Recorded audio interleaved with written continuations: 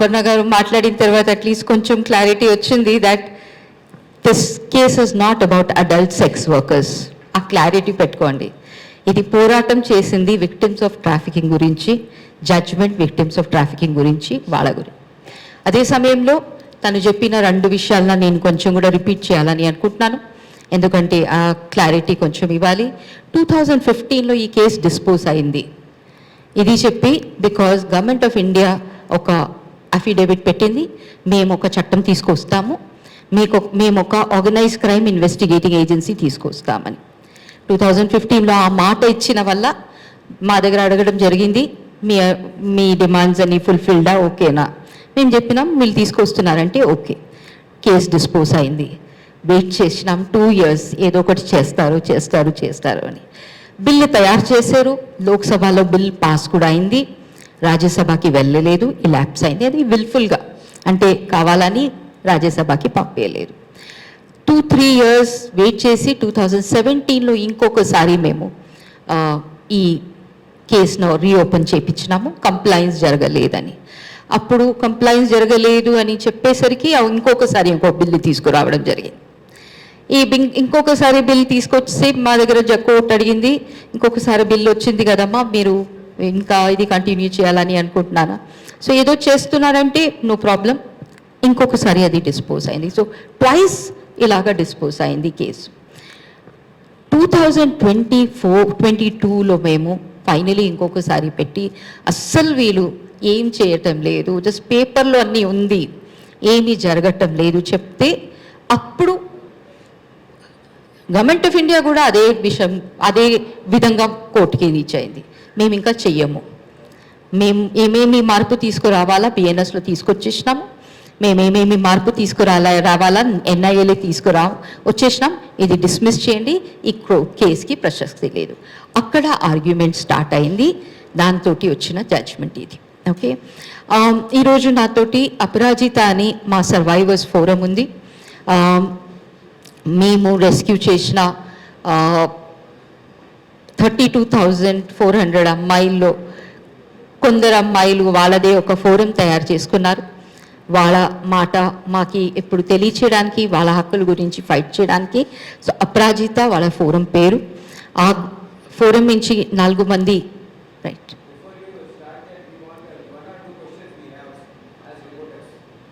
can we finish this and then you can ask all the questions? Then Aparna also can come.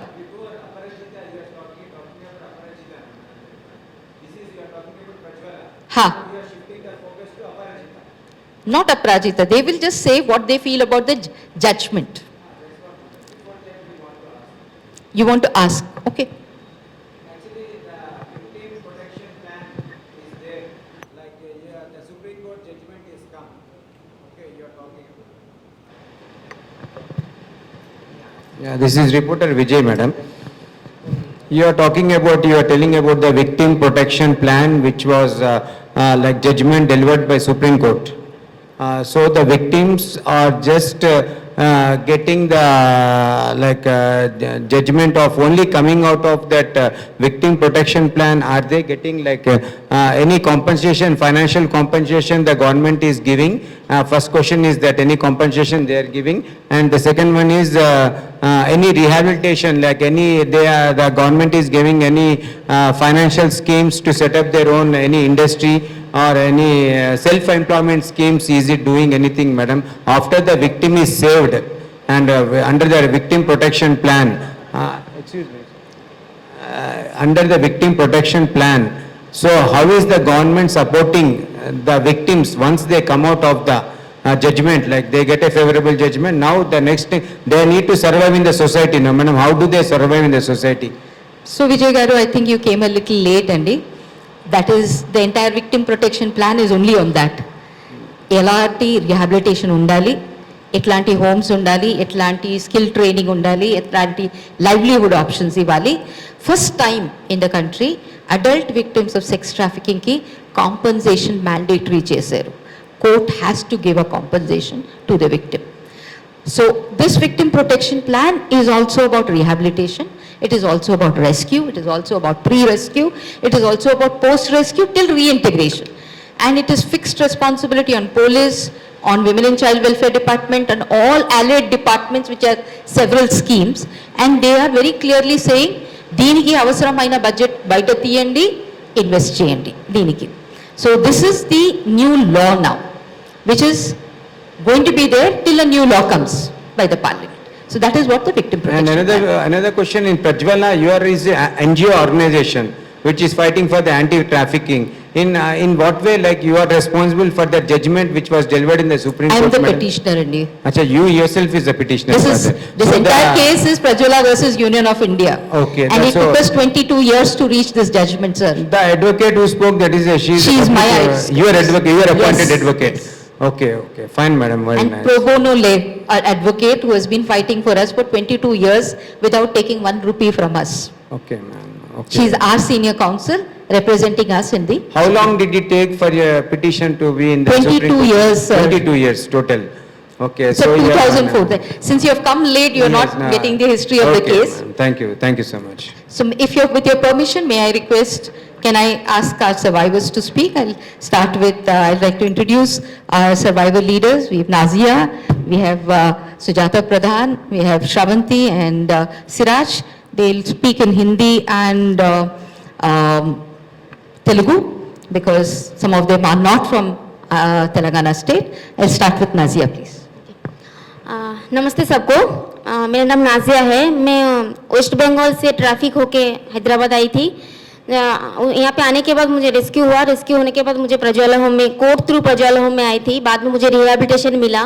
Rehabilitation के बाद वो time में मैं decide करी थी कि जो ट्रैफिकिंग, कोई भी लड़की ट्रैफिकिंग नहीं होना, मैं भी उन लोगों को सेव करना, मैं भी रेस्क्यू करना, लड़कियों को सेव करना, जैसे मेरे साथ हुआ किसी और के साथ नहीं होना। तो बाद में मैंने रेस्क्यू डिपार्टमेंट में काम करना शुरू किया। AHU टीम जो anti human trafficking unit team है, उन टीम के साथ भी मैं जाके रेस्क्यू किया।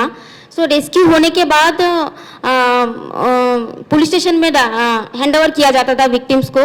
सो पुलिस स्टेशन में पुलिस वाले के दूसरे केसेस के काम के थ्रू विक्टिम्स को थोड़ा मतलब सही तरीके से काम नहीं होता था।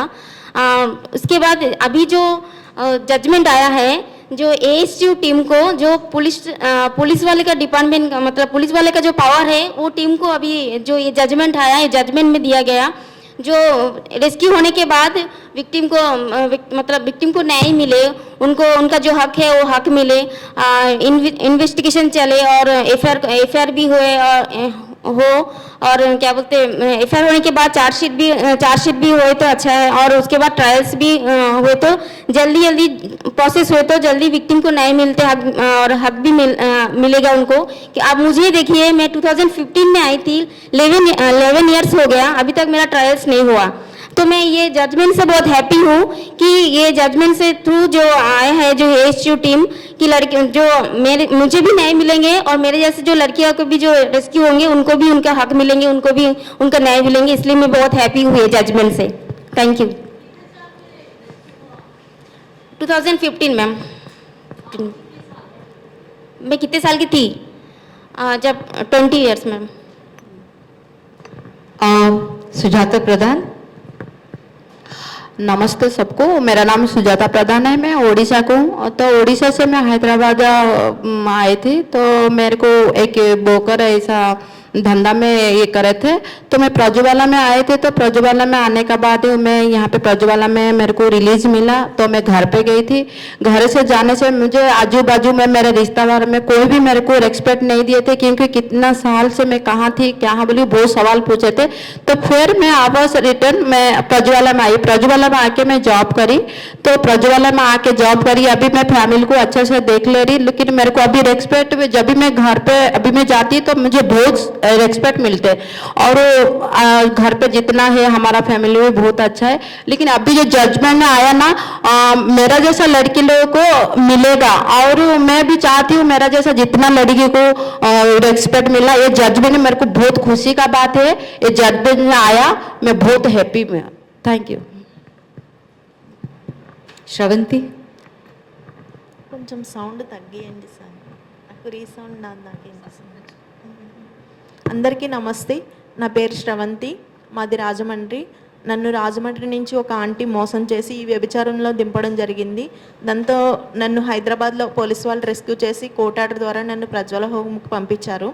ప్రజ్వల హోమ్కి వెళ్ళిన తర్వాత నాకు సరైన రిహాబిలిటేషన్ అందడం వలన నేను ఈరోజు మీ ముందుకు వచ్చి గౌరవప్రదంగా మీ అందరితో మాట్లాడగలుగుతున్నాను. నేను అక్కడికి వెళ్ళి 10 years అవుతుంది. నేను రిలీజ్ అయినప్పటి నుంచి అక్కడ రెస్క్యూ అండ్ రెస్టరేషన్ ప్రోగ్రాంలో వర్క్ చేస్తున్నాను. ఇప్పుడు నేను మీ ముందుకు ఎందుకు వచ్చినా అంటే, ఏదైతే మనకి ఇప్పుడు కొత్త చట్టం వచ్చిందో దాంట్లో మనకి రిహాబిలిటేషన్ విక్టిమ్ హక్కు అని చెప్పేసి ఒకటి ఉంది కదా, అది నాకు చాలా మంచిగా అనిపించింది. ఎందుకనంటే నేను చేస్తున్న ఏదైతే వర్క్ ఉందో అందులో నేను చాలా హోమ్స్కి వెళ్ళిన, అంటే ఎలా ఉంటుంది ఏంటి అంటే మా ఆఫీస్ పర్పస్లో అక్కడ నేను చాలా చూసిన, అంటే విక్టిమ్స్ తినడం ఉండడం ఇలాగే ఉంటుంది. నాకేదైతే అందిందో రిహాబిలిటేషన్ వాళ్ళకి అందట్లేదు. అంటే నాకు రిహాబిలిటేషన్ అంటే తిని ఉండడం కాదు, అక్కడ చాలా వర్క్స్, అంటే మనకి బ్రతకడానికి కొన్ని స్కిల్స్, లైఫ్ స్కిల్స్, ఇంకా మనం కొన్ని వర్క్స్ నేర్చుకోవడం, బ్రతుకుదేరు ఎలా ఏంటి అనేది చూడడం, మనకి ఏదైనా హెల్త్ బాగోకపోతే చూపించడం, ఇలా రకరకాలుగా మనం ఏదైనా చదువుకోవాలన్నా కూడా చదివించడం అన్నీ కూడా ఉంటాయి. ఇవన్నీ కూడా ప్రతి ఒక్క విక్టిమ్కి అందించాలని ఈ చట్టంలో ఉంది. అది ప్రతి అమ్మాయికి కూడా దక్కుతుందని నాకు చాలా సంతోషంగా ఉంది. ఎందుకనంటే ఇంతకుముందు అవి ఏమి కూడా లేవు ఏ హోమ్లో కూడా. ఇప్పుడు ఈ చట్టం ఉన్న ప్రకారంగా ప్రతి అమ్మాయికి ఇవన్నీ కూడా అందుతాయని నాకు చాలా సంతోషంగా ఉంది. అదేవిధంగా ఈ చట్టం రావడానికి కారణం ప్రజ్వల కూడా ఎంతో కృషి చేసింది, నాకు చాలా సంతోషంగా ఉంది. అలాగే నాలాగా వచ్చిన ఇంతకుముందు సర్వేవర్స్ ఎంతగానో వాళ్ళు వీడియో కాన్ఫరెన్స్లో వాళ్ళు ఎన్నో మీటింగ్ పెట్టి ఆ పాయింట్స్ ఇవ్వడం వలన అవి కూడా జడ్జి సార్ దగ్గరికి జడ్జి సార్ వాళ్ళు కూడా చూడడం జరిగింది. అవన్నీ కూడా అందులో యాడ్ చేసినందుకు నాకు చాలా సంతోషంగా ఉంది, గర్వంగా ఉంది. ఎంతోమంది అమ్మాయిలకి రిహాబిలిటేషన్ అనేది ఈ చట్టంలో ఉన్న ప్రకారంగా అమల్లోకి వస్తాయని చెప్పేసి. Thank you. नमस्ते, मेरा नाम सिराज है। मैं चित्तूर डिस्ट्रिक्ट की हूँ। जैसा कि मेरे को लेके जाके दिल्ली में भेज दिए थे, मैं वहाँ से थोड़े दिन वहाँ पे जो धंधे में थी, जब बहुत बड़ी तकलीफ़ पड़ी, मैं सोची भी नहीं थी उतनी तकलीफ़ पड़ती करके। फिर थोड़े दिन के बाद रेस्क्यू हुआ। रेस्क्यू होने के बाद थोड़े दिन के बाद ये प्रजला को लेके आए, क्योंकि हमारा चित्तूर डिस्ट्रिक्ट करीब में है करके लेके आए। उसके लिए मैं आने के बाद मैं यहाँ आके ये प्रजला में आके मैं थोड़ा बुक बाइंडिंग करके है, ERP बुक बाइंडिंग है, उसमें ट्रेनिंग हुई। ट्रेनिंग होने के बाद थोड़े दिन बाद स्टाफ हुई। फिर मैं आने जितने भी काम है वो सीखने के बाद अब मैं सुपरवाइजर हूँ उसमें। जैसे कि एक 20-30 बच्चों के मैं ट्रेनिंग देती हूँ। मैं सोचती हूँ, जैसे कि मैं केस करी थी जब मेरे को एक गवर्नमेंट से कुछ भी नहीं आया मेरे को। अब जो कानून आया है वो कानून में जैसा कि अब गवर्नमेंट हमारे को हेल्प करती है, वो पैसे से हम लोग पढ़ भी सकते हैं। अब जैसा कि मैं ओपन प्रजला में आके ओपन 10th करी और ITI भी करी, अब इंटर भी करती हूँ मैं।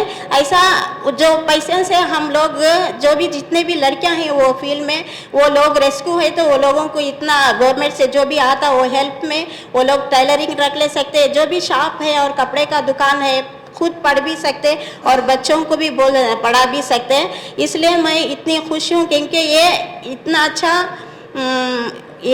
अच्छा ये आया है गवर्नमेंट से हमारे को, इसलिए मैं बहुत खुश हूँ। जैसा कि मैडम भी बहुत कष्ट पड़े इसमें ये कानून के लिए हमें, क्योंकि मैं आके 2005 में 10 साल से हूँ मैं प्रजला में। मैडम हर वक्त इस कानून के इसमें ही हमारे को बोलते रहते थे, तुम आज़ाद से जीना है सब जगह करके बोलते थे।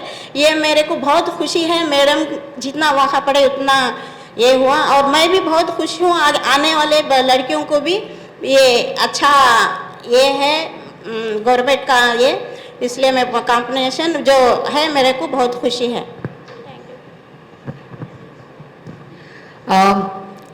చాలా ఇంపార్టెంట్ అయిన విషయం మీకు ఏం తెలియచేయాలంటే, ఈ లాస్ట్ 22 yearsలో 3 సారి నేషనల్ లెవెల్లో అన్ని survivors from all over the country వాళ్ళ విషయాలు కూడా మనము సుప్రీంకోర్టుకి తెలియచేయడం జరిగింది. వాళ్ళ నేషనల్ కన్సల్టేషన్ పెట్టి వాళ్ళకి ఏమనిపిస్తుంది, ఏం ఉండాలా ఈ చట్టంలో, ఏం రావాలా ఈ జడ్జ్మెంట్లో, వాళ్ళ కోరికలు ఏంటి, this has been thing. Siraj చెప్పిన విషయం చాలా ఇంపార్టెంట్ అయిన విషయం.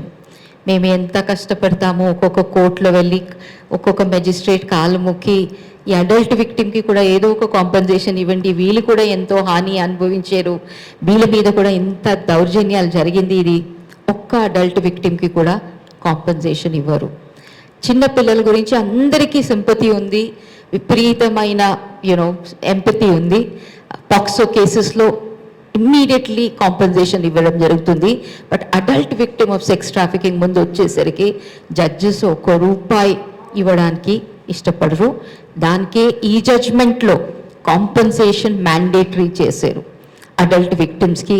అది చాలా ఇంపార్టెంట్ ఇది. And all my survivor leaders వాళ్ళందరూ చెప్పిన, మేము నిన్న ఒక మీటింగ్ పెట్టి జడ్జ్మెంట్ది అన్ని అంశాలు చెప్తే అందరూ చెప్పింది ఒకటే, మాకి దొరకలేని వసతులు అట్లీస్ట్ వచ్చే కాలంలో ఇంకొక అమ్మాయి ఇలాంటి గురి పడితే ఆమెకి అట్లీస్ట్ వస్తుంది. దానికి వాళ్ళకి చాలా సంతోషం ఉంది. We like to stop here. You can ask questions.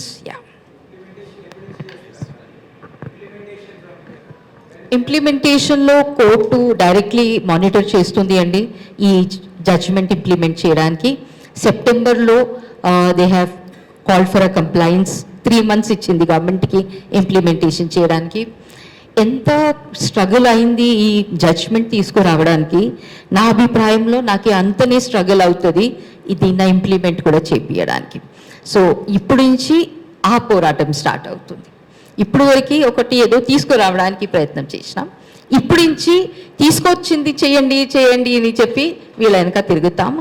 Automatically implement కావండి, చాలా స్ట్రగుల్స్ వస్తాయి. Because there is lot of budgetary implications in the judgement.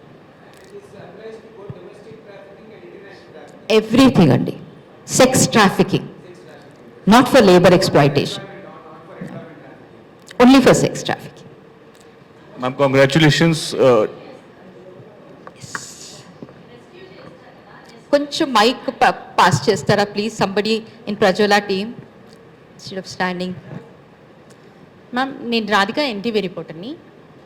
Rescue చేసినప్పుడు మేజర్గా పోలీసులు అమ్మాయిల్ని తీసుకుని వస్తారు కదా, ఆ టైంలో ఆ ప్రాస్టిట్యూషన్ చేస్తున్న మెన్ ఎవరైతే ఉంటారో వాళ్ళ విషయంలో ఇప్పటి వరకు కూడా ఎక్కడ ఒక యాక్షన్ తీసుకున్నట్టు కానీ వాళ్ళ ఫేసెస్ చూపించింది కానీ లేదు. దానికి సంబంధించింది ఏమైనా ఈ జడ్జిమెంట్లో ఉందా? స్పెసిఫిక్గా లేదు రాధిక గారు. స్పెసిఫిక్గా జడ్జ్మెంటు విక్టిమ్ సెంటర్డ్, విక్టిమ్న మధ్యలో తీసుకొచ్చేసింది అన్ని విషయం మాట్లాడుతున్న టైంలో. డెఫినెట్లీ పర్పెట్రేటర్స్న ఫిక్స్ చేయాలని చెప్తుంది. చట్ట ప్రకారం బై చేస్తున్న మనిషి కూడా పర్పెట్రేటరే, అబెటరే. సో వాళ్ళని కూడా తీసుకోవాలని మేము ప్రిజంప్షన్ చేయొచ్చు. బట్ డెఫినెట్లీ వాళ్ళ ప్రత్యేకంగా చేసి వీళ్ళ మీద చేయాలా లేదు. బట్ మాకి హోప్ ఈ జడ్జిమెంట్ తోటి ఎందుకు వస్తుంది అంటే, ఈ జడ్జిమెంట్లో యాంటీ హ్యూమన్ ట్రాఫికింగ్ యూనిట్న పోలీస్ స్టేషన్ అని ఖరారు చేయాలని చెప్పారు. సో దట్ మీన్స్ ఒక స్పెషలైజ్డ్ టీము రెస్క్యూ చేస్తే సంపూర్ణంగా చేస్తుంది అని ఒక నమ్మకం. ఇప్పుడు వరకు లోకల్ పోలీస్ చేస్తున్నారు, 4 మందిన